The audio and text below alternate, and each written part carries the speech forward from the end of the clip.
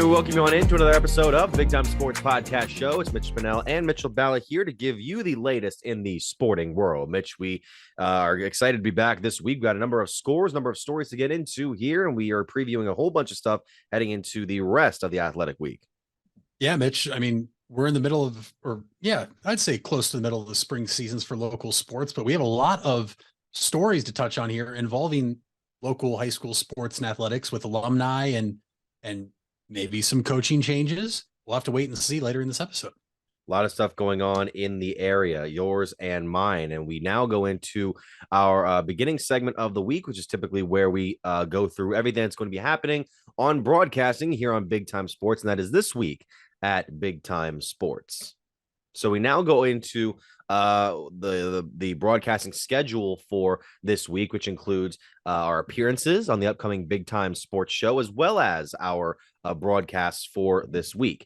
Now, you can see this coming Wednesday at 7 p.m. or Friday at 10 p.m., the Strasburg Tigers softball team arrive at the Big Time Sports studios. Charlie Jones interviewing some of the players there, as well as a number of others. You know, the Tigers are off to a great start this year. You can also see on Thursday at 7:30 p.m. and Saturday morning at 8:30 a.m. the New Philadelphia Quakers baseball team make an appearance. So Charlie will be talking to them. And as far as this week's games on Big Time Sports, you can check out the Indian Valley Braves take on the Strasburg Tigers in a softball showdown. Live stream begins this week at 5 p.m. You can find it on BigTimeSportsOhio.com. That game coming to you on Thursday, starting at 5 p.m. on BigTimeSportsOhio.com or the LBN app. You can also find the replays of it on your local cable listings on Thursday at 10 p.m. or Wednesday at 4 p.m. Tuesday at 10 p.m., Wednesday at 4 p.m. So that game will be on Tuesday rather than Thursday. Now, as for Friday, Dover will take on Tuscarora Central Catholic in baseball. New Philadelphia in baseball, that live stream beginning at 5 p.m. on BigTimeSportsOhio.com. You can find the replay on Friday at 10:30 p.m. and Saturday at 2 p.m. And of course, you can find your local cable listings at Spectrum 15 or 989 and MCT 128, or go online to WIVMTV.com. You can also download the LBN app, localbroadcastnetwork.com, or go to BigTimeSportsOhio.com, as we've been saying throughout all of this. So that is this week at Big Time Sports. You can find our local television programs, you can find our local game broadcasts, and much more. So, Mitch, now we talk about some of those baseball games from coming last week, where we see some of these teams really find their footing in a still early season. For baseball, a lot of teams getting a bit off to a late start. You know, inclement weather has canceled a couple of games. They're still trying to find as many contests they can play. Softball, a little more into the season. I mean, give us kind of a rundown of what's been going on in Stark, because there's one particular team that kind of captured a pair of games that were somewhat unexpected that you were talking about before the show. Yeah, Mitch. So let's start with the Louisville Leopards baseball team. This is a team that made it to the Elite Eight last year in baseball. They ultimately lost to Chardon, who ended up being the Division II state champions in high school baseball last year. Louisville had two tough games this past weekend, Mitch, going up against an undefeated Hoban Knights team that boasts a lot of talent. The Hoban Knights won the 2021 state championship. They were runners up to Chardon in 2022, and they are loaded and primed to make another run. Louisville 2, Hoban nothing. Louisville hands Hoban their first loss, also defeating Vanderbilt commit Noah Lafine, who took the ball for Hoban, a tremendous talent here in Northeast Ohio. A lot of area teams know of him. It's never an easy task when he's on the mound, but Louisville scoring 2 runs in the bottom of the 4th.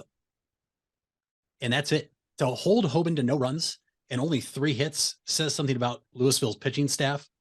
So not only did Louisville then beat Hoban, Louisville then avenged their loss against Chardon from last year in the playoffs and defeated the defending Division II state champions 4-2 this past weekend as well. So now Louisville sits at 4-2 overall after picking up 2 very impressive wins over 2 very talented and very respectable teams in Northeast Ohio, Mitch. So Louisville right now is playing very, very good baseball. You look at some of these other scores. You had Lake, who played Springfield. They traveled a little bit this weekend. Lake defeats Springfield 14-4. Lake, well, the records on here are a little messed up because they are definitely not 46-0. Sure. But Lake, I believe, is still undefeated overall this season, as I'm looking at the standings and everything I have in front of me, that caught me by surprise. But Lake with just scoring nonstop, 1 in the first, 8 in the second, 5 in the fifth. That's how they ended up. They scored, a couple more in the sixth then. So 11 runs there, or excuse me, 14 runs and 11 hits there. Lake also beat Revere 13-3. And so the Blue Streaks are off to a very great start. They will take on Green this week in Federal League play. Speaking of Green, Mitch, Green got a win this past weekend as well. They defeated Paynesville Riverside 8-3. Green now sits at 3-3 overall, 1-1 in Federal League play heading into this week. A couple other teams area-wise, Massillon losing a 1-0 game in 11 innings to Akron Ellett. It was a walk-off double for Ellett, who ended up winning 1-0. They scored 1 run on 6 hits. Massillon limited to 3 hits in the 11-inning affair. No runs coming across for them, like we mentioned. Massillon falls to 5-2 with the loss. They will take on the Canton McKinley Bulldogs this week. McKinley out of the Federal League this week on a bye. And the Bulldogs, Mitch, picked up a very nice 10-0 win on Saturday when they defeated Claymont. McKinley now 4-4 overall, 2-2 in the Federal League. A couple other Fed schools. Jackson went on the road. They suffered their first loss of the season this past weekend to Strongsville. Jackson led this game 3-0 and then 4-3. And then Strongsville scoring 4 and 2 in the 4th and 6th inning to defeat Jackson 9-4. A lot of walks there for Jackson, a lot of free passes, which we know Coach Gamble is not happy about, but a lot of guys that, Mitch, you mentioned the inclement weather, that haven't gotten a lot of opportunities that had to be put out there. And so it was just one of those things. They had to get out there, put guys on the mound that were supposed to pitch in the past couple of weeks, but the rain has, really altered their opportunities. So Jackson now at 7-1 overall, 3-0 in the Federal League. They will take on Hoover tonight at Hoover and then Wednesday at Jackson. Speaking of Hoover, we had 2 11-inning affairs this past weekend, Mitch. Hoover lost in 11 innings to Stowe 4-3 on Saturday. So Hoover now is 2-3 overall. Stowe, a very good team in Northeast Ohio. They're 6-1 overall after that win. Perry beat another local team down in your area, Newcomerstown, 10-0. Newcomerstown still, though, Mitch, off to a tremendous start under head coach Steven Scott, who we already had on this podcast. And it's a lot for a team like Newcomerstown to come up and play a Division I team like Perry. That score, though, 10-0. But at the same time, Newcomerstown probably saw a lot of talent and learned something from that loss they suffered at Perry this past Saturday. Some other schools, but also kind of between us, Carrollton defeating Harrison Central 8-5 at the PBR Classic at Toronto High School this week. Fairless 5, Strasburg 4. And I don't want to take many more away from you there, but a lot of teams were able to get out this weekend, Mitch, in what was, for the first time in like 3 weeks, a very nice Saturday afternoon that didn't involve rain or extremely high winds. No doubt, no doubt. And there was a number of games that were active in my area as well. I mean, we look at some of the baseball standings just over here, and you mentioned Newcomerstown getting that experience against Perry. They are still unbeaten in conference play alongside Canton Valley at the top of the IVC North standings early on in the season. Now, Canton Valley got a boost on Monday night when they were able to beat Strasburg in extra frames by a 7-6 final. A very solid pitching performance there for for Gage Gallagher, who went 5 innings, and then Nate Downing got the relief victory after working the final 3 innings, allowing 1 earned run on a hit and a walk while striking out 4. Mason Wagner shouldered a huge bulk of the Tigers' pitching performance in that game, throwing 127 pitches over 7 innings before being replaced in the extra frame. So Canton Valley wins that one. You also had a couple of games like Sandy Valley, or softball rather. You had other baseball games, including New Philadelphia beating Steubenville last night in a 4-3 final over at Tuscarora. Brant Wells earned his first win of the season in a relief effort. He went 3.2 innings or 3.1 innings compared to the 3.2 innings that Quaker starter Maddox Brown threw. They almost had very similar numbers. Wells went 3 hits, 2 earned runs, struck out 4, walked 1. Brown went 2 hits, 1 unearned run, 1 walk, and 4 strikeouts. And then Gavin Blake had 3 hits on the night with an RBI and a run. Then Carter Vandal and Carson Long each had a pair of hits. So the Quakers able to get a victory there. And on the IVC South side, we currently see Sandy Valley and Highland both unbeaten in conference play, and then Indian Valley getting up there as well. And then Tusky Valley, Garaway, Ridgewood, and Claymont rounding out the standings there. So then we have in softball side. This was a matchup that I was very curious about, Mitch, because Strasburg and Canaan Valley have been two of the best IVC North teams, not just in the IVC North, but in the entire Tuscarawas County area this season.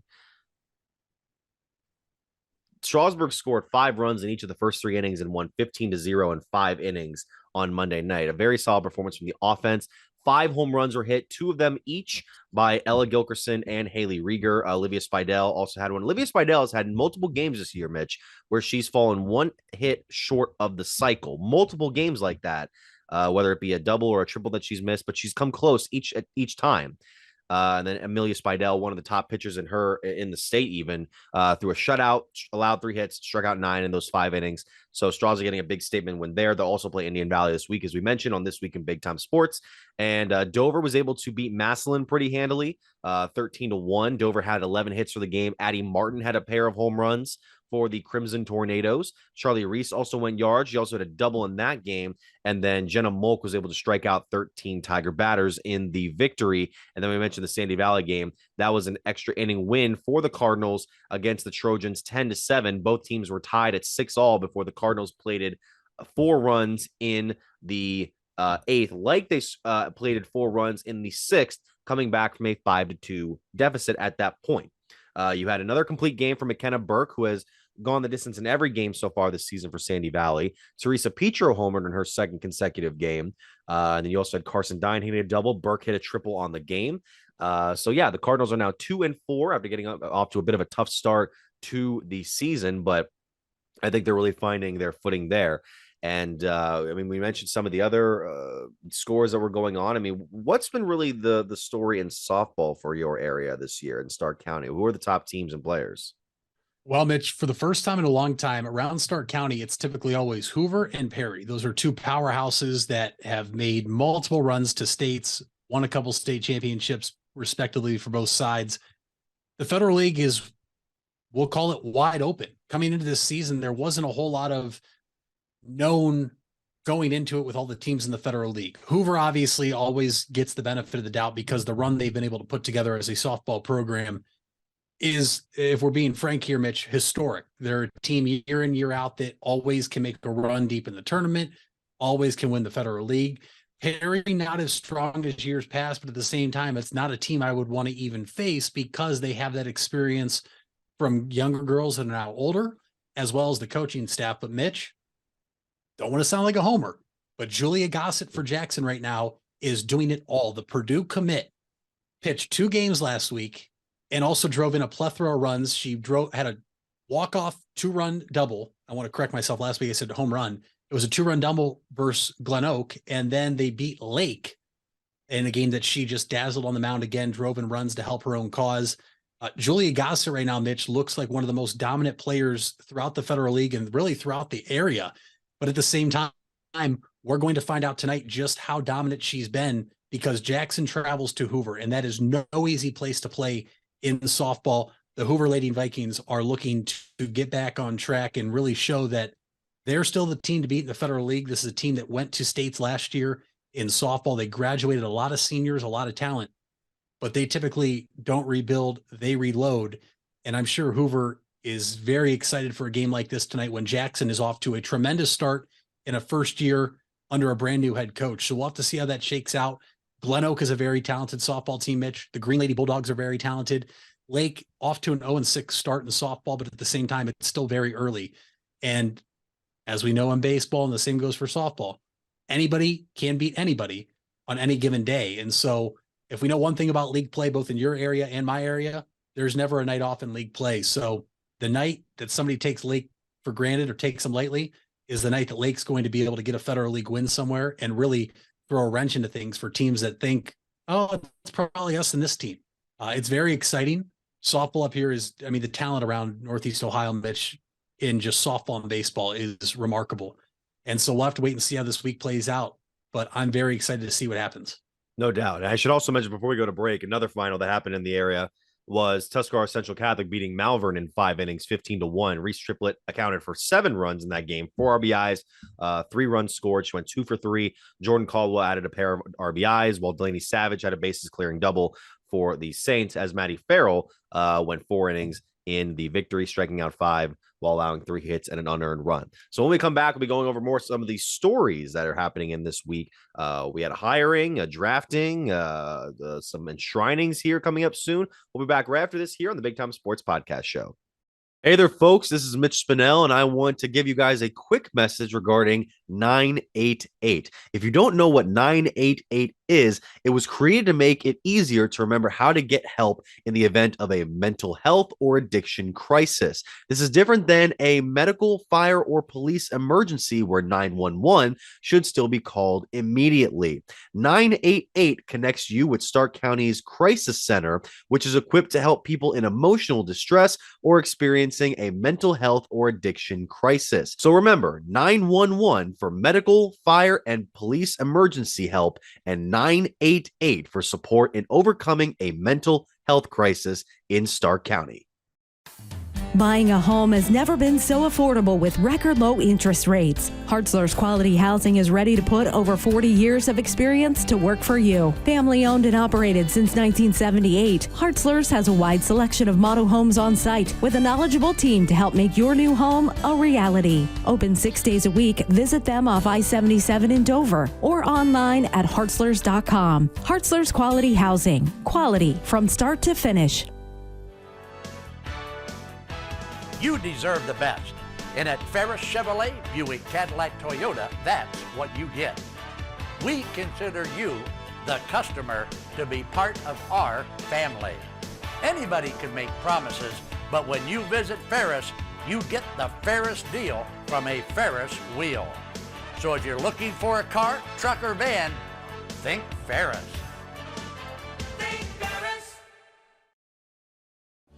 You invest a lot in your home and vehicle purchases. Van Nostrand Young and Associates want you to feel secure should anything happen to those investments. We partner with providers like Grange Insurance and other industry leaders to be sure you're presented with the most complete coverage to fit your needs. Because we're not only here to protect the items you invest in, we're here to protect your future as well. Call Van Nostrand Young Insurance in North Canton at 330-497-1867. We all have 206 things in common. Our bones keep us up and moving. And we at Cleveland Clinic Union Hospital care about every single one of them. From the tip of your finger to a brand new hip, our orthopedic experts will keep you going while keeping you safe. For every break and breakthrough, for every bone and joint, for every care in the world. Get the care you need when and where you need it. Visit unionhospital.org. Wendy's without the Wendy's app is like Nugs without the sauce. Or a Frosty without the fries. Or a hamburger without the fresh beef. No! Level up. Get the app to order ahead, order delivery, earn free food, and get app-exclusive offers.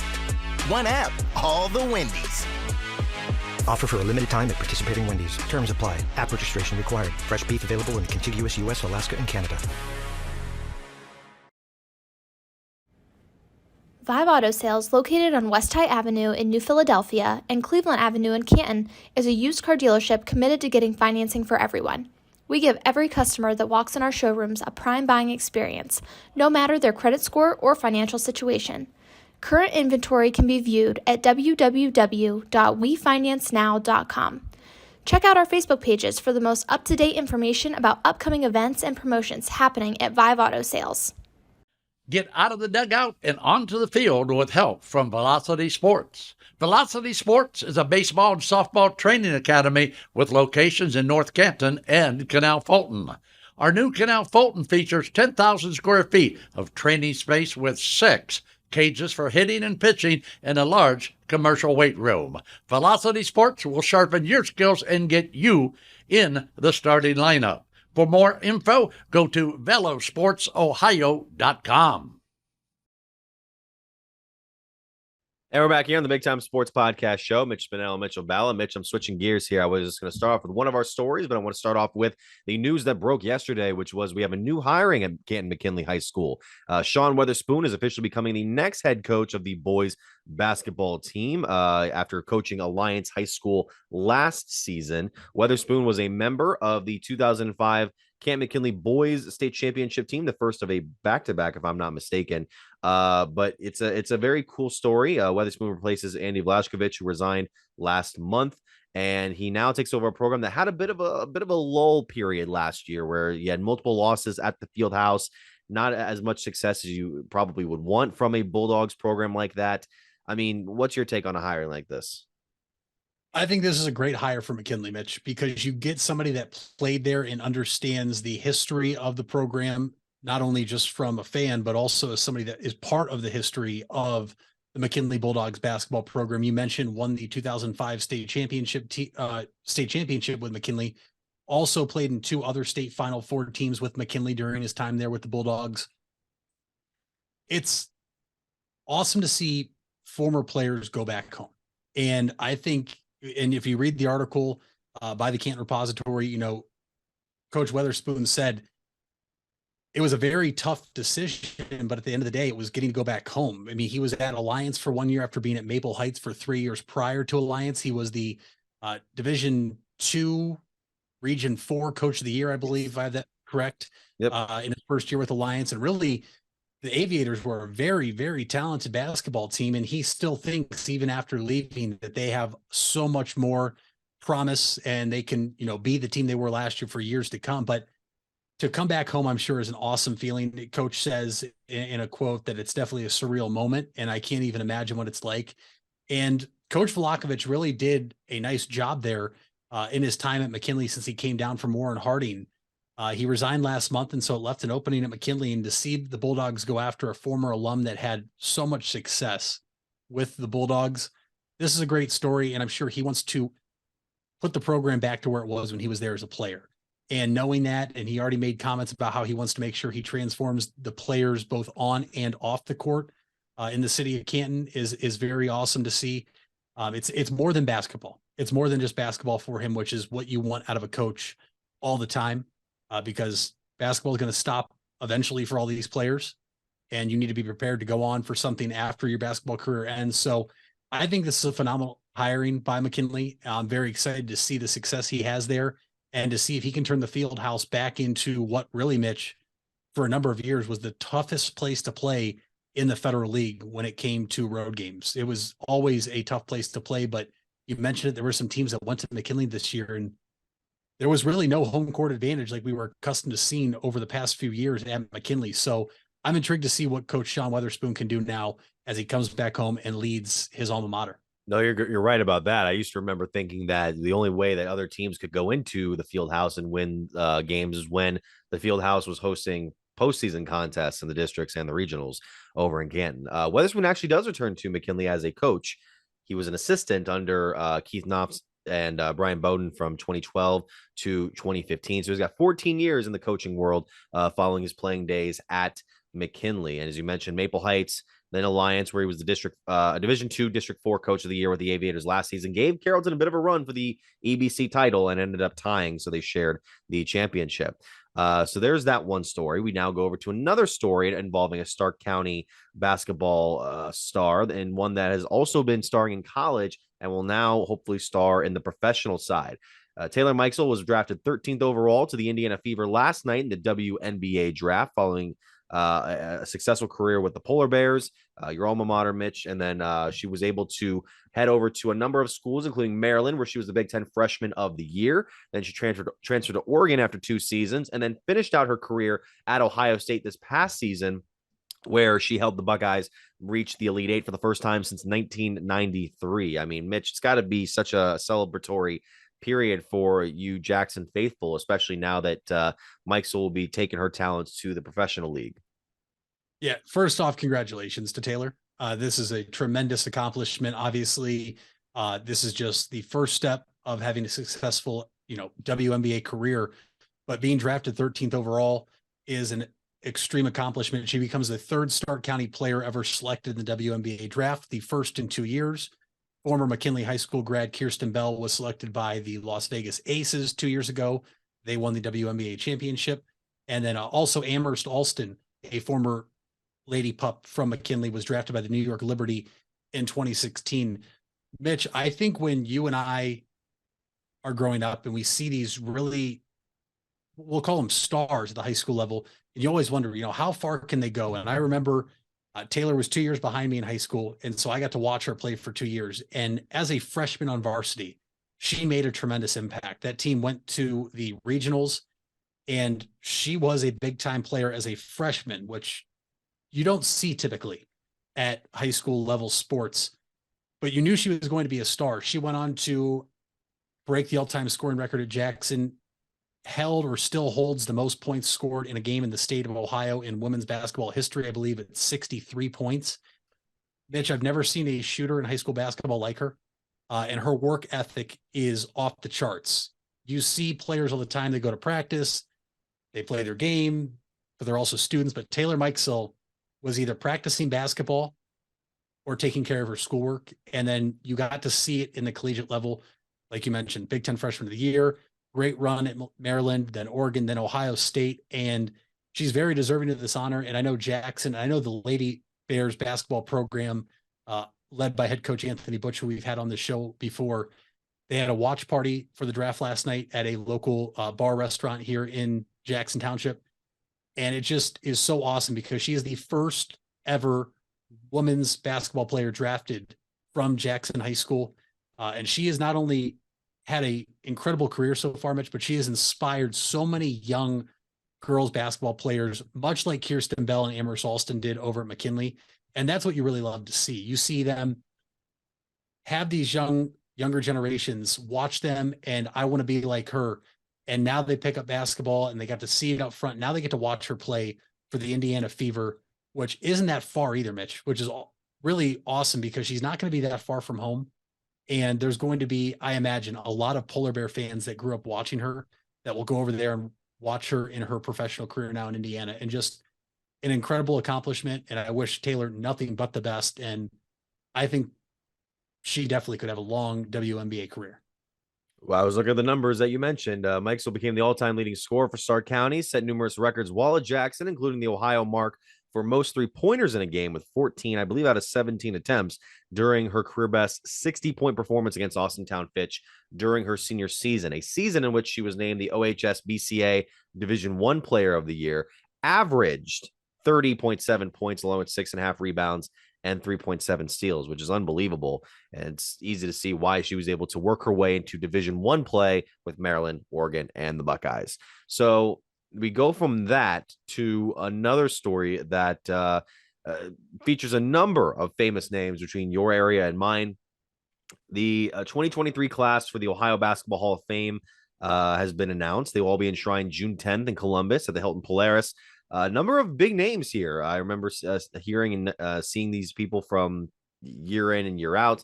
A number of them, including, but not limited to, North Canton native Joe DeRosa, who was a longtime official for the NBA and the NCAA. I believe he's the only person, one of two people, to have ever refereed an NBA Finals game and an NCAA Final Four game. So he will be enshrined there as well. Canton native Perry Reese Jr. went to Timken, then later on coached a number of seasons, especially over at Berlin Highland, where he led the program to their first ever state championship in 1992. That kind of kicked off that boys program success. You also had Akron Manchester product Mike Phillips, who ended up winning a state title with Manchester and then the national title with Kentucky in 1978. He and Reese will both be honored posthumously, and a number of names including Andra Bell, Jim Brewer, former Cavalier, Norris Cole, Gail Doherty, Gino Ford, who's still coaching college basketball today, Amber Gray, Erica Hayes-Zinn, Don Nodell, Nikita Lowry-Dawkins, John Mahone, Tom Reddick, Bill Zabo, Robin Tucker, Chico Vaughn, and Al Vilcek. So you see all of those names there, Mitch. It's really impressive to see, especially when you kind of consider that these guys have been staples in the area for a long time. And that's exactly what they are, Mitch. They're staples. You have coaches that want to be like some of the names in the area you mentioned that are getting inducted into the Ohio High School Hall of Fame. You have people that saw Joe DeRosa become a phenomenal official at the collegiate level and professional level. And we talk about things like officiating, and it's something that's really not popular, right? And there's many reasons for it. And there's certain classes now in the state of Ohio, one being led by Jackson assistant baseball coach Dan Rodriguez, who is now actually traveling to speak to other high schools in the area about officiating and the importance of it. And he actually had Joe DeRosa, I believe, come in along with other professional officials come in to talk about officiating. And so to know that you have somebody in your backyard here in Ohio, but more specifically right here in Northeast Ohio, is tremendous. And to see where it can take you. And I think that's a big thing is you have a goal and a dream job as a child, and to see that, hey, Joe DeRosa, like you mentioned, one of two to officiate an NCAA Final Four and an NBA Finals. He can do it. Why can't I? And so it also, we mentioned Taylor Mikesell just now, inspiring younger generations. Joe DeRosa could very easily be inspiring somebody to say, I want to be a professional official or a collegiate official. And then they might end up in the same spot that DeRosa, Reese Jr., Mike Phillips, and everybody else you just mentioned could be in. And so it's a tremendous honor to go into any sort of Hall of Fame, but to have the career that those three and the many other names you mentioned, but the three local names had, a big congratulations to them. And it's very well deserved. Yeah, especially when you talk about DeRosa. We also had Phillips headlining those names there, and then Reese. I will always respect and appreciate the story of Reese coming in as a longtime assistant under Charlie Huggins, who was a class of 2016 inductee. And then he was he took over the Highland program in the late 80s and kind of had to overcome some cultural barriers in an Amish area of the state. An African-American Catholic coach coming in to take over the program in that area. And he won a lot of people over by being as good a person as he was a coach in the community. End up taking that program to the highest of heights than they hadn't seen before. And it's a shame that he is not with us anymore. And I should mention, I cannot forget to mention the three teams that are going to be honored into the Hall of Fame this year. Two of them are from the same school. They're both the 1982 and 83 Zanesville Rosecrans girls basketball state champions that were coached by Dave Bell. That's a given. We cannot forget to address the third team, which is the 1967 Strasburg Tigers boys basketball team that won the school's first and to date only boys basketball state title with an undefeated 27-0 season. That team included a number of great names, Ed Yaki, Ed Rusk, John Studer, obviously, who was the Class A Player of the Year, and one Charles Jones. So congratulations to our head here, Old Mellotones, for that, being part of that honor. Gene Bayer and Butch Haswell, I should mention as well. Just a great team. One of the highest scoring teams in an era that didn't even include the three-point line, scored 80 or more points 9 times in games. And then they would end up making this run to the state championship, had to survive a little bit in the state semifinals, and then beat Arcanum in the championship to win the final in Columbus. So congratulations to all the individual honorees. Congratulations to the teams. We'll be seeing them inducted here pretty soon in June. And we'll be seeing you guys right after this break here on the Big Time Sports Podcast Show. The Furby Electric Supply Company has bright ideas for your home. Save money by converting to energy-efficient electrical products or add ambiance with beautiful lighting features. It begins with a professional consultation and a visit to the Furby Lighting Showroom. Then certified Furby contractors complete your project right and on time. Since 1934, 4 generations have built a reputation of quality and trust, and they offer emergency services too. Just visit Furby.com. That's F-U-R-B-A-Y. The Furby Electric Supply Company. You asked for it and we listened. Buckeye Career Center is now offering Certified Nail Technician as an adult education program. This 216-hour course begins in November and will run Tuesday through Thursday evenings from 5 to 9 p.m. Learn manicures, pedicures, infection control, salon operations, and more. Other part-time certification courses starting this fall include phlebotomy and welding. Call 330-339-2288 to register or visit BuckeyeCareerCenter.org for more information. If you're looking for a new or pre-owned car or truck, why not see the Parkway Auto Group? Parkway is a special group of automotive experts with 8 brands to satisfy your needs. Come see the difference at the Parkway Auto Group on Commercial Parkway in Dover. 8 brands and 1 family. It's Parkway Auto Group. Fall is in the air and part-time career enhancement courses at Buckeye Career Center are on the horizon. Registration is now open for Introduction to Beekeeping, Basic Small Engine Repair, and Sign Language. These part-time offerings run on Tuesday evenings and begin in November. Let Buckeye Career Center help you learn a new skill or advance your current skill set. Call 330-339-2288 for more information or to reserve your seat in one of these or our other part-time classes. You matter. Everyone plays a part. We all have a role. Each of us can make a difference. You do matter, and the best way to have a positive impact is to pay it forward. With each of us helping one another to cope, feel better, and know that we belong. Pass on the positivity today. Tell someone else they matter too. Alt Care. Alt Care, Alt Care. Where you matter. We all have 206 things in common. Our bones keep us up and moving. And we at Cleveland Clinic Union Hospital care about every single one of them. From the tip of your finger to a brand new hip, our orthopedic experts will keep you going while keeping you safe. For every break and breakthrough, for every bone and joint, for every care in the world. Get the care you need when and where you need it. Visit unionhospital.org. And we're back here on the Big Time Sports Podcast Show. Mitch Spinell alongside Mitchell Ballas. So, Mitch, this is a very, how do we say, anti-Big Apple week here in the state of Ohio. Not only do we have the start of the NBA playoffs upcoming, which we'll get to later on in the show, but we have just started off a 3-game set with the evil empire that is the New York Yankees. And the Cleveland Guardians did not look to be getting off to the greatest of starts on Monday, as it was announced that Aaron Savali is going to miss significant time with kind of a sudden injury out of nowhere. He's placed in the injured list with Peyton Battenfield selected to the team. That's the second primary starter for the Guardians to go down in the last couple of weeks. And Tristan McKenzie now going to the 60-day list. So that's not a great way to kick things off. But Shane Bieber cleans up a lot of messes for Cleveland. He was able to do so last night. You also had Mike Zunino contributing as well. Josh Naylor was able to get a sack fly in there. And then you had Karinchak and Class A closing down that game to secure a huge series opening victory at the corner of Carnegie and Ontario. Mitch, this was a game that looked ugly in the top of the first inning. Bieber giving up 3 hits, the 2 runs coming across the score in a Giancarlo Stanton double. But Mitch, Bieber did exactly what he did last year in ALDS game number 2, a game in which I believe Stanton went deep off of him in the first inning. Stanton did it again, but then Bieber settled in and went 7 strong innings, kept the team in the game, and the Guardians did what we were so used to seeing them do last year, playing their style of baseball.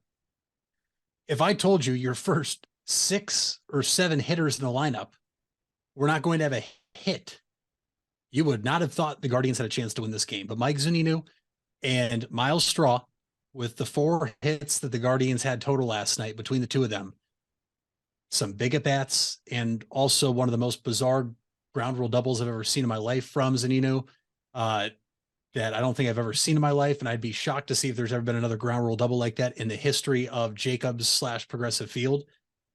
But they did what they had to do, and they turned it over to the 2 most reliable guys in our bullpen that we had last year in Karinchak and Class A. And Mitch, for as great as Miles Straw is defensively, he made a blunder in the 8th inning that allowed a single to turn into a leadoff triple, and Karinchak picked him up. This team always seems to pick each other up. And for as many times as Miles Straw has bailed his pitchers out over the past 2 seasons, Karinchak came to the rescue last night and stranded a leadoff triple at third that was the tying run. And this team found a way to win in what I don't want to say it was a must-win game, Mitch, but it was a game you really expected to win, because last time you and I talked on last week's last episode of the podcast, It was supposed to be Garrett Cole versus Shane Bieber on Monday night. Yep. The Yankees pushed Garrett Cole back. He will now start Tuesday night's game. And when that happened, you almost thought to yourself, well, if Bieber's pitching, this is a game they have to win. And not only do they have to win, but they were able to get Shane Bieber the win, Mitch.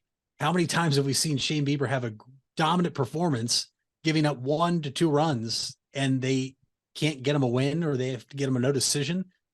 It's a great win for the Guardians after a thrilling extra inning win on Sunday versus the Mariners in a game that you and I both said before we started recording today was a big win because you didn't want to get swept at home in your opening weekend on the home opener.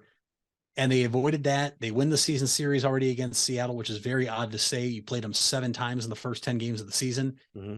You win the first game against the New York Yankees, and your best hitters didn't even do anything offensively, which is pretty remarkable to say when you win a game like this. And how refreshing is it to see a catcher that can hit for us?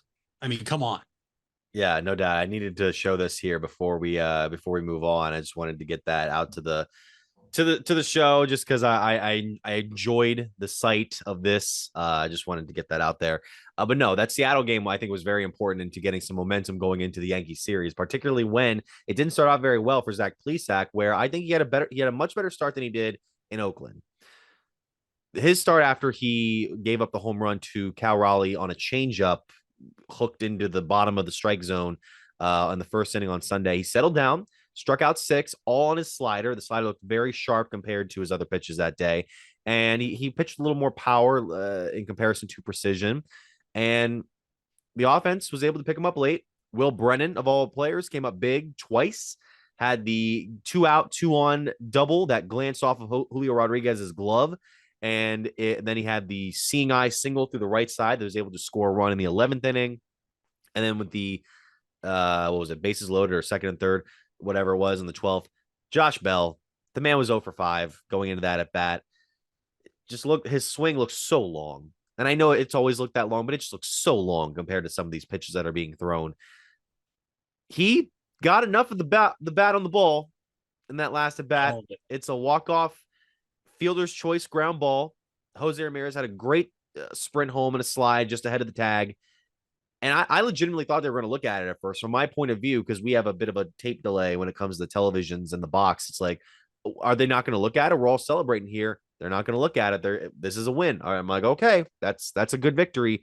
It's a good morale booster for the team, who really had been using the bullpen a lot lately. And Plesac was one of the starters that went pretty long in comparison to others, so the bullpen hadn't been used as much. But then when we went into the 10th inning and the 11th inning and the 12th inning, and you're using your guys Karinchak, Clase, Nick Sandlin, Angel De Los Santos. I mean, that was just the one part where Tim Herron, who ended up getting his first major league win. That's the one where I'm like, we need these guys for the next 3 days. We don't need to be wasting them on a Sunday. But nevertheless, they ended up getting that victory, and they get the victory on Monday night. Tuesday, it's going to be tough because it's Garrett Cole going up against Hunter Gaddis. And Hunter Gaddis didn't look bad. He hasn't looked bad this season. It's just when you bring him up from the minor leagues unexpectedly when McKenzie goes down, you're going to have to really step up a la what McKenzie's been able to do in the last couple of seasons against the best teams. For some reason, he always was having his best starts. I mean, we saw it last year against the Yankees, last year against the White Sox. But we'll see what happens there. And then you wanted to get into this topic as well during our baseball segment. This Tampa Bay Rays team, man, this is a fascinating start to the season. And we've seen starts like this before where teams just seem like they're never going to lose, and then they end up kind of petering out as the season goes along. How real is this Rays team right now? And I'm looking at the run differential. It's in 76 runs scored. That is by far the highest in Major League Baseball. 18 runs allowed. 58 differential is insane at this point in the season. A 10-0 start to a season is remarkable. And listen, I am not sitting here saying they beat great teams, Mitch. They opened up the season against some pretty bad teams, but you can only play who's on your schedule. And the Rays have taken advantage of it and have all of a sudden just looked like the team to beat in baseball. 76 runs scored, 18 runs given up. They have a 58 positive run differential. They're 10-0 They beat the Red Sox last night 1-0 in a game that it kind of looked like the Red Sox were going to end that streak. Now you have signs at the ballpark at Tropicana Field, 162-0. Obviously, as cool as that would be, we're never going to see something like that. Yeah. Will we? But the Tampa Bay Rays, Mitch, all of a sudden are showing you why the talk about the Toronto Blue Jays and the New York Yankees at the top two teams of the AL East may have been a little premature. This is a team that has a very good pitching staff, has a very good bullpen, and has a lot of guys in that lineup that, much like guys in Cleveland, just do their job. And it's a tremendous start to the season. I mean, when you look at the standings, you look at the numbers, you see plus 58. Mitch, the next best run differential in baseball is the Dodgers at plus 24, and they're 6-5. It's incredible to see a start like this. It's very historic. I believe they said only one other team in the history of baseball has ever started out 10-0, but the Rays are blowing them away in this start because of the runs scored versus runs given up. How long is this going to last? How sustainable is it? We'll have to wait and see. But even if they played some bad teams, they open up with the Tigers, then they play the Nationals, then they play the A's. You're talking about three, perhaps the worst teams in baseball. The Red Sox, it looks like Mitch are going to have a down year. They just lost Adam Duvall, who was off to a phenomenal start for the Red Sox. But I just wanted to make sure we touched on them because the run they're on right now to start a season is pretty remarkable. And their pitching staff, Mitch, just looks as good as it was kind of expected to be last year before they lost Tyler Glasnow. Well, they lost him at the end of 21, but McClanahan and Glasnow at the top of that rotation, Charlie Morton, or I'm sorry, he's in Atlanta now, but he was there. But just, wow, the Tampa Bay Rays look legit. And it's a big reason why I couldn't get so high on the Blue Jays and all the offseason hype, much like the Mariners have had before the season started, Mitch. There's always these teams that have a lot of offseason hype that you have to wait and see. Now, our Guardians obviously handed the Mariners 4 of their 7 losses so far this season. But thank goodness that we don't play Tampa Bay for a little while because I would not want to face them right now. No doubt. I mean, Tampa Bay is the first team, I believe, to win their first 10 games since the 1987 Milwaukee Brewers. So there's that. And I'm looking at that run differential. That's an insane thing. And again, the teams are not great, but you got to win these games. There's nothing more to say at this point. Once again, to the meat of the schedule, then we can start talking. But that's the thing, Mitch. You look at the schedule every year. You play the schedule game in every single sport you're a fan of. The Guardians, after the series with the Yankees, Mitch, kind of have a schedule like the Rays have had to start the season. You're talking against the Nationals, the Tigers. Both those are 3-game sets. And they come home and play the Marlins for 3, the Rockies for 3, and then they go to Boston, a team that just lost their, we'll say, second best hitter behind Evers in Duvall. Those are 5 series that the Guardians should win, Mitch. Now, should and will or will they is a completely different story, but the Guardians should be looking to do exactly what Tampa Bay is doing. Now, maybe not, sweep every series, as awesome as that would be, but you can only play who's on your schedule. And that's the big thing in baseball, because when you see starts like this for Tampa, it means they're going to have a stretch where they're going to play some of the top teams consecutive weeks. And the Guardians, after this Yankee series, have we'll call it break versus lesser opponents in baseball. But that ultimately means they're going to have a stretch somewhere in the rest of the season where they're playing top teams throughout all of baseball for about a month straight. So they have to take advantage of this. And Mitch, the reason I'm so happy with this start is typically a Tito-led ball club never starts out April strong in Cleveland. They're always a team that gets hot down the stretch and makes runs to the postseason late. And so if they can really start the season strong here, this is a great start for the Guardians. And that's why I'm so excited and why you have to mention you can only play who's on your schedule, right? We can't be looking at October yet. We can't be looking about what happens if we play the Rays. Injuries happen. Look, we're talking about Aaron Savali right now. That I didn't even know he got hurt. I don't think anybody did until the report came out yesterday. McKenzie now on the 60-day IL. We'll see what happens, but what the Rays are doing is what the Guardians should look to do after this New York series, because those 5 series I mentioned after New York, Mitch, are all series the Guardians should, and I believe have to win. And we'll have to sit here and find out as we're at 7-4 today.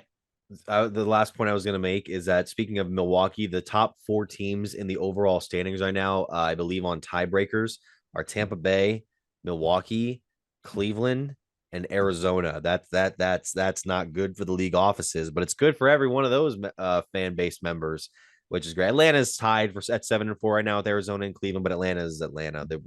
This for the sake of our statement.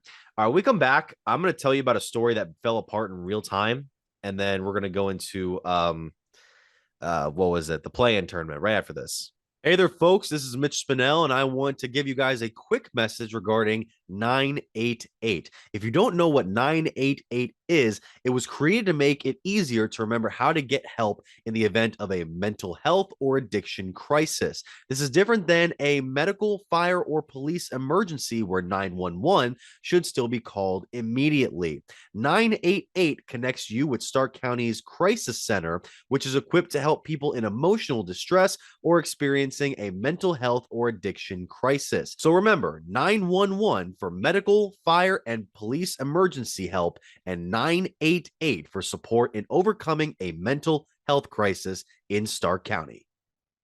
Are you trying to increase your speed, quickness, vertical leap, and agility? If so, NST Sports Performance is for you. NST trains athletes ages 5 through pro.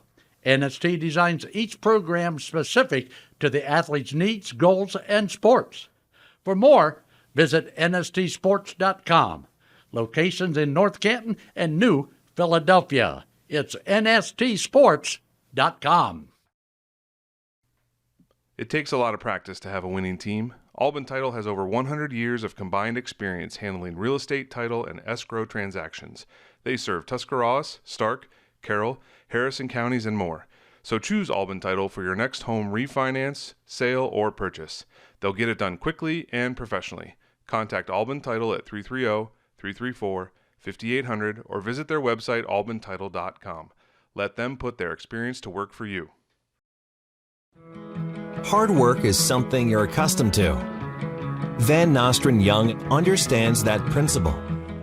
Our access is achieved with organizations like Grange Insurance. Safety and prevention specialists utilize our VanCan assessments process to ensure that you and your colleagues are in the best hands. You want the safest environment for your business, and we can guide you there. Call Van Nostrand Young Insurance in North Canton at 330-497-1867. If you're purchasing a new home, the team at Hartzler's Quality Housing is here to help. Take advantage of record low interest rates to make your new home a reality. Locally owned and operated since 1978, Hartzler's Quality Housing has the experience to guide you through the process. You'll find a wide selection of model homes on site to fit any budget. Open 6 days a week just off I-77. You can also visit them online at hartzlers.com. Hartzler's Quality Housing. Quality from start to finish. You deserve the best. And at Ferris Chevrolet, Buick, Cadillac, Toyota, that's what you get. We consider you, the customer, to be part of our family. Anybody can make promises, but when you visit Ferris, you get the Ferris deal from a Ferris wheel. So if you're looking for a car, truck, or van, think Ferris.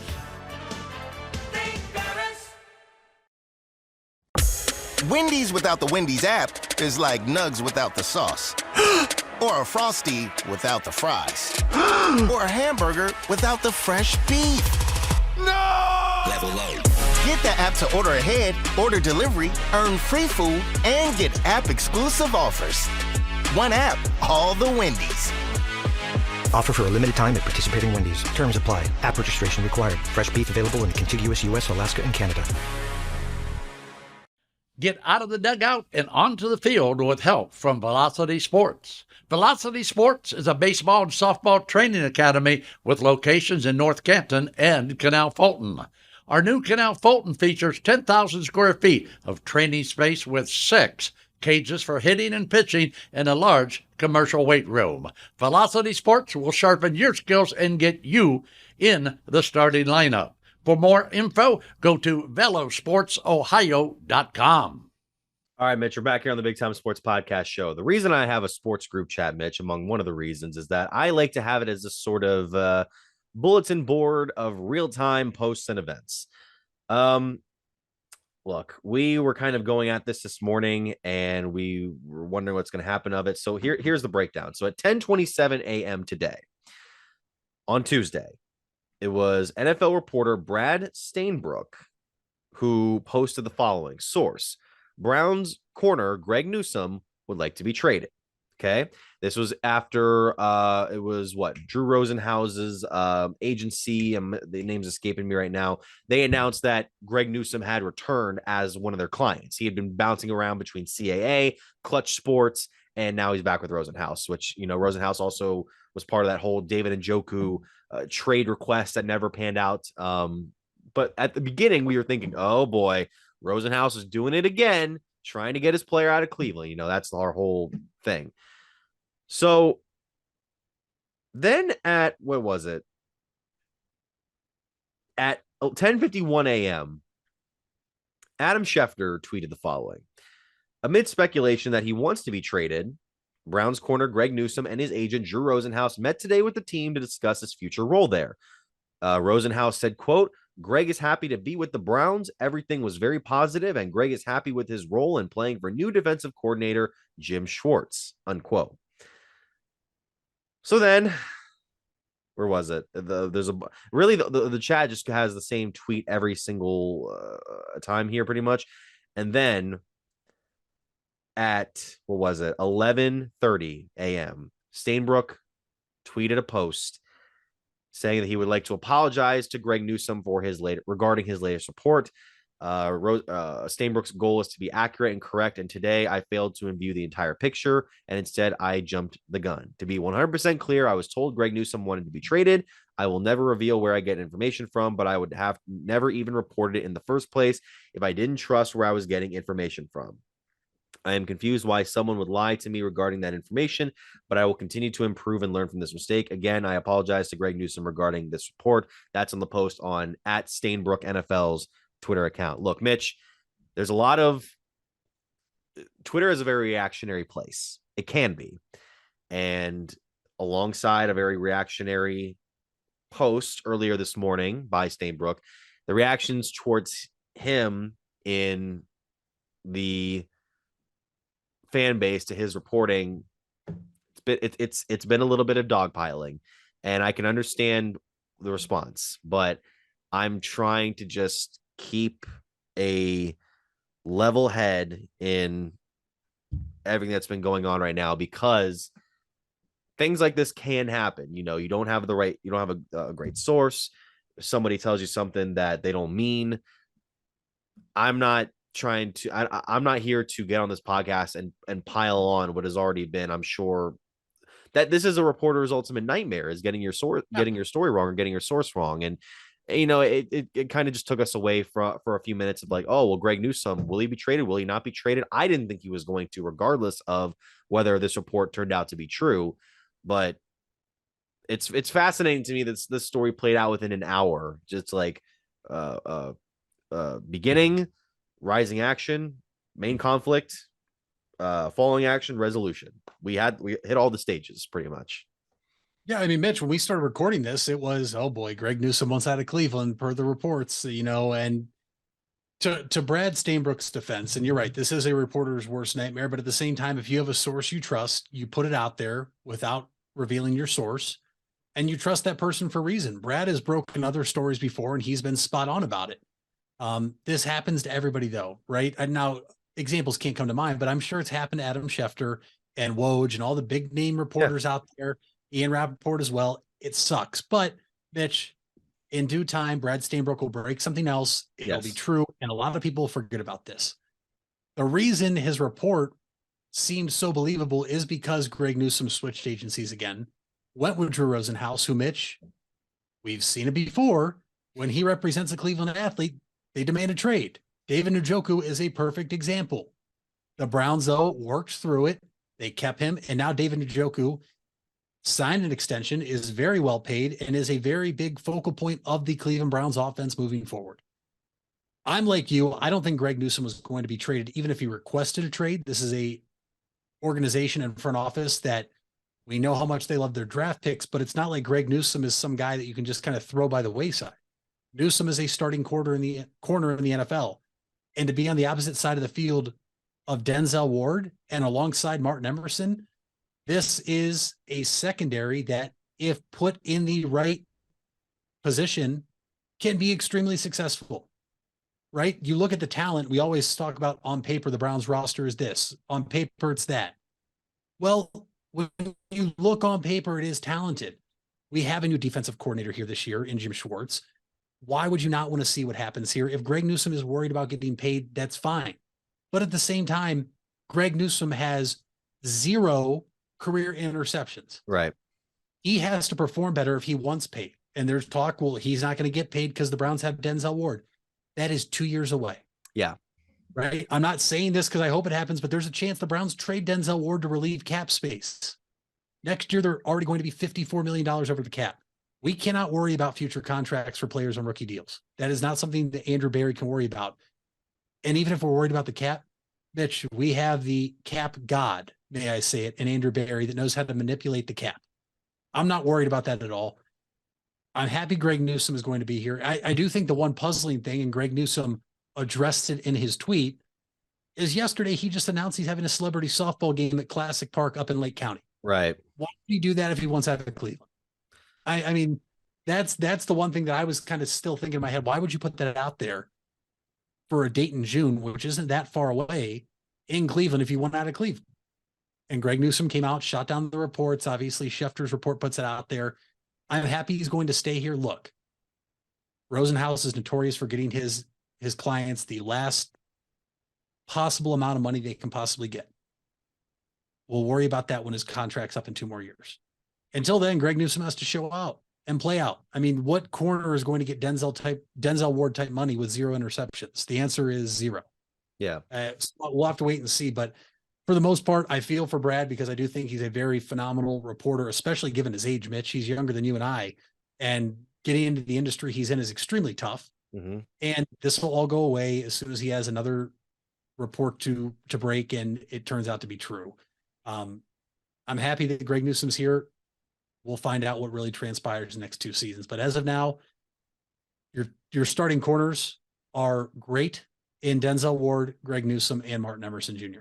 Yeah, this is the responses from Greg Newsome. And Javante Moffett actually got this kicked off here, saying that Greg Newsome wasn't going anywhere. And then Newsome responded to that. We hear for the long haul family.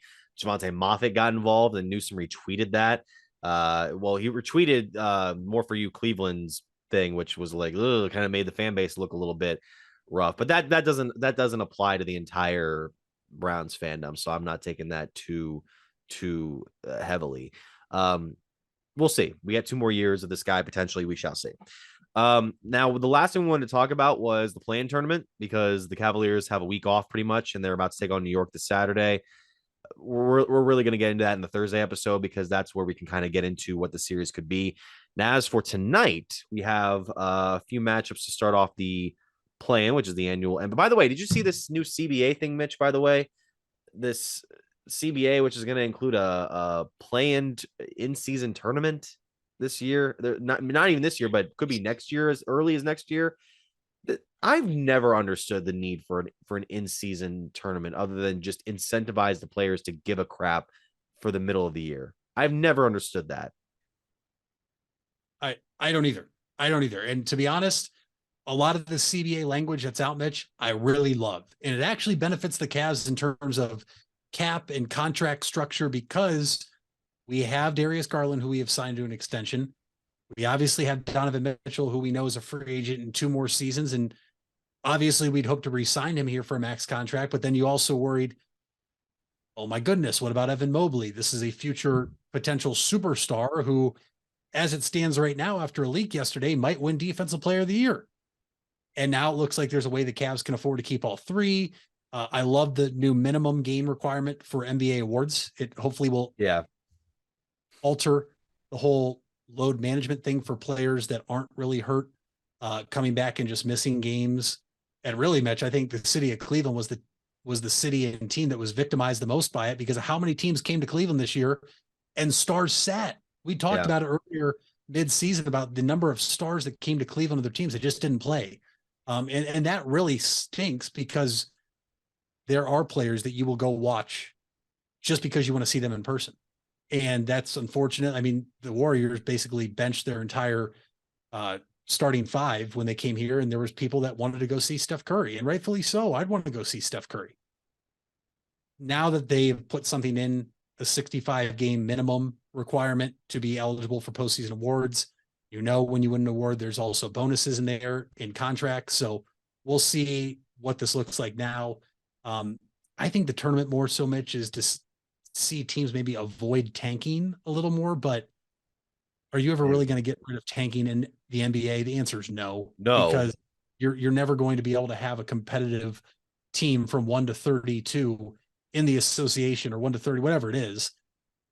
And I don't even blame teams for trying to tank this year, because it looks like we might have the next all-time great superstar coming out in the draft. But we'll wait and see. I just am not a fan of the in-season tournament. Yeah, tanking will never go away. Tanking like the Dallas Mavericks did the other night needs to go away, because that was so blatant that the NBA is going to have to investigate it potentially. That's not here nor there. We didn't even get into the Rudy Gobert. Like, the last day of the season was so insane because you had multiple teams infighting. You had the Dallas Mavericks giving up. Rudy Gobert punched his own teammate Ryan Anderson, and now he's not even going to be in part of the opening round play-in game for the Timberwolves, who are playing tonight in Los Angeles to take on the Lakers. That game is going to be Lakers all day unless the Timberwolves find some way to really group together. Hawks and Heat will be an interesting one. Two teams that I thought would be in the top 6 potentially this season. They kind of had to scratch and claw their way in. I think Miami still wins as a favorite, but I think it'll be close. I think Atlanta will give them a decent game. I'd like to get your takes on what could happen tonight. I think that if we're being honest here, Mitch, I like the teams at home. I like the Heat over the Hawks tonight. I do think that is going to be a very entertaining game because of the talent on the floor. We know the Hawks had a disappointing regular season. We know the Heat had a very disappointing regular season. And those are two teams, Mitch, that if they get in the playoffs, yeah, you're probably going to lean Boston and Milwaukee over the two teams that make the play-in, but it doesn't mean it couldn't be an entertaining series. I mean, Miami is a team fully capable of taking down the Celtics. They almost did it last year in the Eastern Conference Finals. And the Hawks, we saw it a couple years ago. They got hot at the right time and made it to the Eastern Conference Finals. I like the Heat tonight. I like the Lakers because besides Rudy Gobert being out, Jaden McDaniels, Mitch, was so frustrated in that game. He punched a wall and fractured his hand or wrist. The last time the Timberwolves played the Lakers, he was tasked of guarding LeBron James, and LeBron actually had a horrendous shooting game. And now a guy that, granted, it's the regular season. We know playoff LeBron is a completely different animal, but a guy that really kind of kept your team in the game and helped the Timberwolves in holding LeBron to a very poor game is not available. And so I like the Lakers to roll at home tonight. I also think the Lakers would rather see Memphis in the first round of the playoffs and also stay on that side of the bracket if they were to continue to win. And then potentially, as it would look, maybe Denver, maybe Phoenix in the Western Conference Finals, the Lakers get that far. I think the intriguing one, though, Mitch, is tomorrow night, the Raptors take on the Bulls. I think the Raptors will win that easily. I think the Raptors are a team that could actually then beat the loser of the Heat-Hawks game and get in as the 8th seed. And we'll have to wait and see how that transpires. But I think the most entertaining game out of all 4 playing games is the Oklahoma City Thunder and the New Orleans Pelicans. The Thunder, Mitch, Chet Holmgren was ruled out for the season before the season ever started. And it was, the Thunder, they're done. They have no chance. They're not going to be able to make the playoffs. This is a team that already has 17 draft picks for however many years coming up. They're just going to tank and rebuild. And Shai Gilgeous-Alexander and that young Thunder team proved everybody wrong. Yes, it's the play-in. I don't care. The West is loaded. They're in there, and now they're taking on a Pelicans team that had a lot of pressure, that started off the season very hot.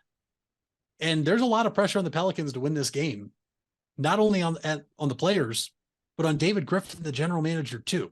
I'm not saying that's fair because you cannot predict health concerns and injury concerns with Zion Williamson, but there's a lot of pressure on that team. And I feel like the Thunder are just kind of playing with house money because literally nobody expected them to even sniff the play-in tournament. And here they are. And now they're going to try to make some noise. And if they beat the Pelicans, I don't think it's out of the realm of possibility that they could beat the Timberwolves should the Lakers beat the Timberwolves tonight. I'm very intrigued to see how this goes because it's a 1-game series. The winner, you move on. The loser, in one aspect, your season's over. The other one, you're right back into the brink of elimination, which is very entertaining. Yeah, I have the Thunder winning that game, and I have the Raptors beating the Bulls on that Wednesday night game, which would then lead to Toronto up against, I expect, would be Atlanta. So that could be an interesting one there to take the 8 seed, which would then play Milwaukee. None of these teams are going to make. Here's the thing: are the Thunder the one team to you, Mitch, that could make a serious run at least a second round matchup with a team, or is this all just a wash? Nobody cares. All these teams are going to be out by the end of the first. I think the two teams that can make a run are the Lakers and the Heat. The only reason I don't think the Thunder can is because I do think they're very talented. They've obviously surprised a lot of people. They would play the Nuggets, and Mitch, they don't have anybody to stop Jokic. Fair. And that's the big concern, right? I mean, when you look at this, it's typically the best players show out and carry their teams. I mean, folks, we watched it firsthand for years. And Jokic and the Nuggets have a lot of pressure on them. And if the Thunder somehow got in there and beat the Nuggets in round 1, Mitch, what would happen in Denver? Would we be talking about a complete blow up in terms of what we saw with the Utah Jazz last year? Potentially. I don't think that's out of the realm of possibility because the Nuggets have done this now for 2 straight years of getting in, being a team to beat, and they can't do it. And now you're talking about a potential first round exit as number 1 seed. If things transpire that way, that would be a very, very intriguing offseason in Denver. I think that would be a fun series still, but I just don't think the Thunder have enough to stay with the Denver Nuggets.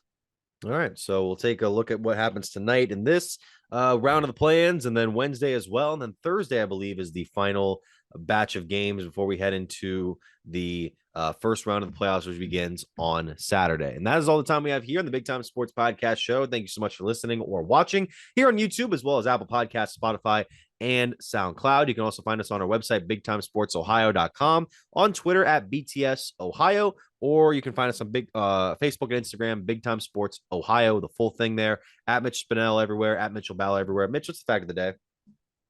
Mitch, the fact of the day comes from you, actually, because you sent it to me. Yes. I'm assuming most people out there during our COVID and quarantine days remember Fyre Fest on Netflix, the whole festival that was supposed to go on that never happened. Yeah, there were 2 of them, actually. One on Netflix, one on Hulu. Yeah. Well, Billy McFarland tweeted, Fyre Festival 2 is finally happening. Tell me why you should be invited. Mitch, I asked the question. Is Fyre Festival 2 actually going to happen, or is this another hoax? I mean, it is, well, it based on the track record of Billy McFarland, I mean, it has to be legit. I mean, you saw what he did with that black credit card and the first festival where you saw the sandwiches that they were providing there in those styrofoam boxes. You know, it was a very fascinating documentary.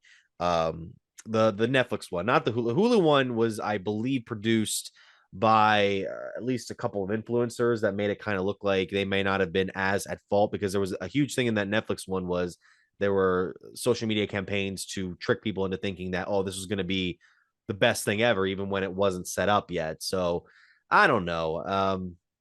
Do you want to go? Do you want me to I mean, we tweet could. Arlen, I've tell never him why we been can go? to a weekend or a week-long music festival. I've always wanted to go to Coachella. Maybe not. Well, I'm sure people will say, oh, you don't want to go to Coachella now because it's gotten too big. There's Lollapalooza in Chicago. I believe there's another one in Miami. Burning Man, obviously. But I've always wanted to go to something like that. We can put down some ticket. We can put down some money if necessary. We'll do the podcast from there. I would love, one day I would love to take this show on the road, whether we go up to Cleveland for a championship setting, like if the Cavs make the finals this summer, or if the Guardians were to make a World Series run. I would love to take a table and a bunch of equipment to it could be the top of a parking garage near the arena. I just want to do it there so that we can have like this sort of in with the rest of the fans. And if we were to win, we'd be like, oh, let's go down the street and, live interview all the people. But that could be really cool doing it from Fyre Festival. Also, it's stuff like that proves that the limits people will go to secure bottled water. We thank you so much for listening or watching to the Big Time Sports Podcast Show.